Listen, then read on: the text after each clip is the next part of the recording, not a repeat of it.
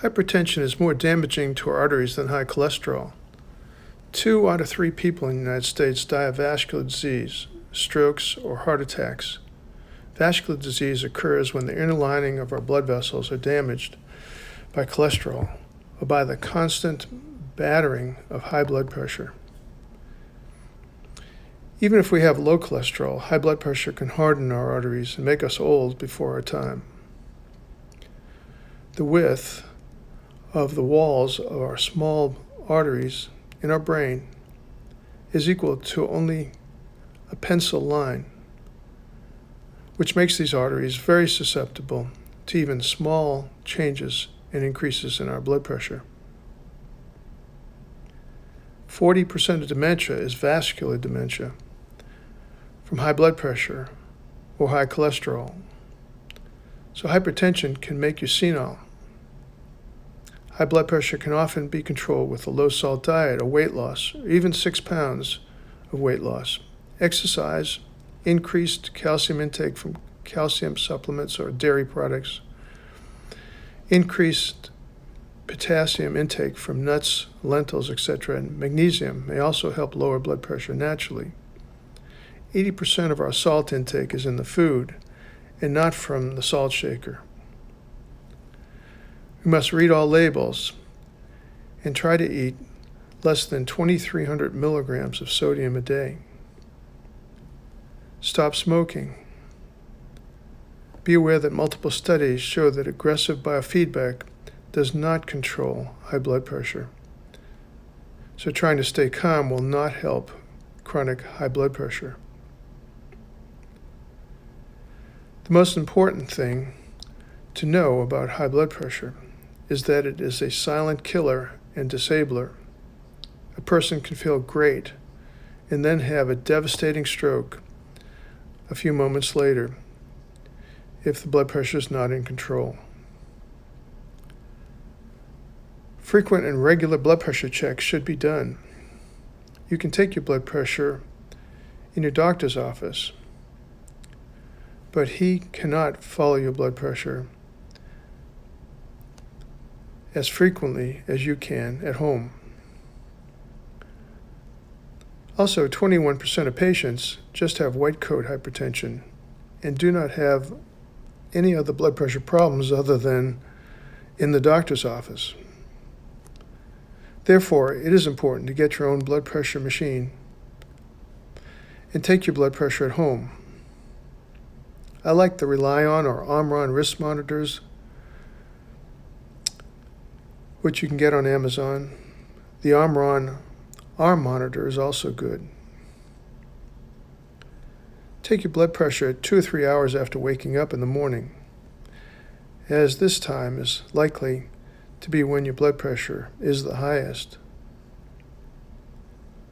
3 hormones wake us up: adrenaline, cortisol, and growth hormone.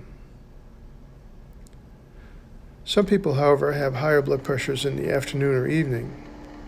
So find out when your blood pressure is the highest and check it mostly at that time. Be aware that blood pressure medicine is 1,000 times safer than having high blood pressure.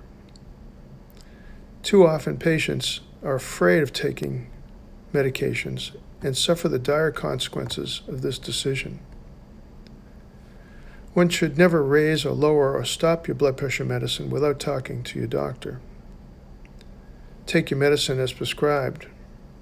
Report any troublesome side effects to your doctor. Sometimes patients do not feel quite right when the blood pressure medications are first taken.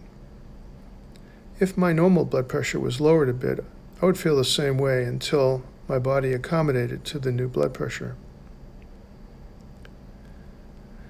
We always try to find out why you have high blood pressure. 95% of blood pressure, however, is essential hypertension, and a cause is not usually found.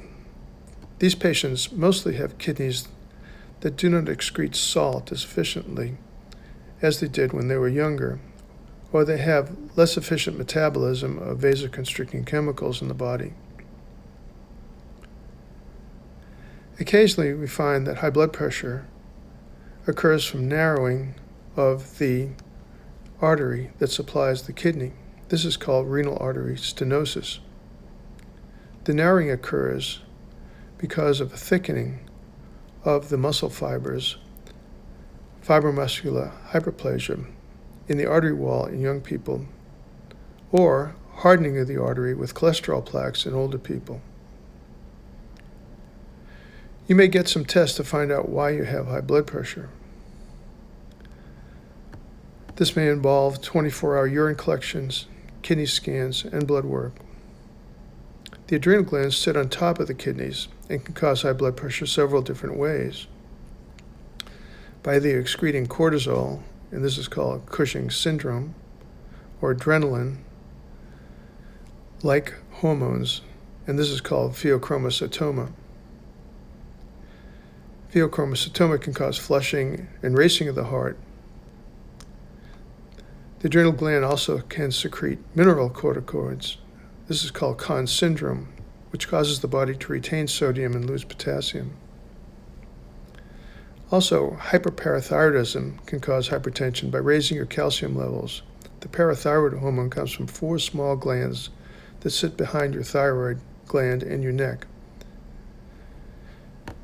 Excessive quantities of salt, alcohol, and caffeine, and even small amounts of nicotine can raise blood pressure. And some people are exquisitely sensitive to caffeine. Obesity, however, is the most common cause of hypertension.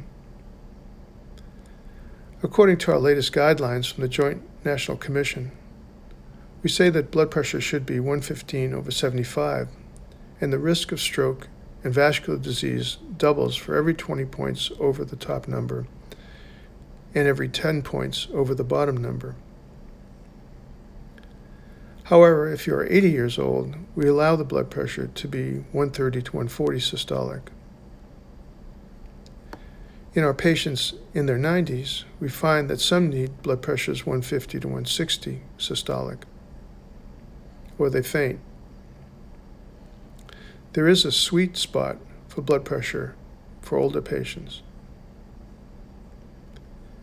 Diuretics, ACE inhibitors, angiotensin receptor blockers, or ARBs, calcium channel blockers, alpha agonists, beta blockers, and vasodilators are used for blood pressure control. Each of these are chosen sometimes to simultaneously help other medical conditions. For example, the ARB can help stabilize cholesterol plaques in the arteries and prevent strokes and heart attacks. 70% of patients need at least 2 blood pressure pills to control their blood pressure. I hope this discussion has been helpful. I'm Dr. Edward Gaber, and I will have another session on hypertension.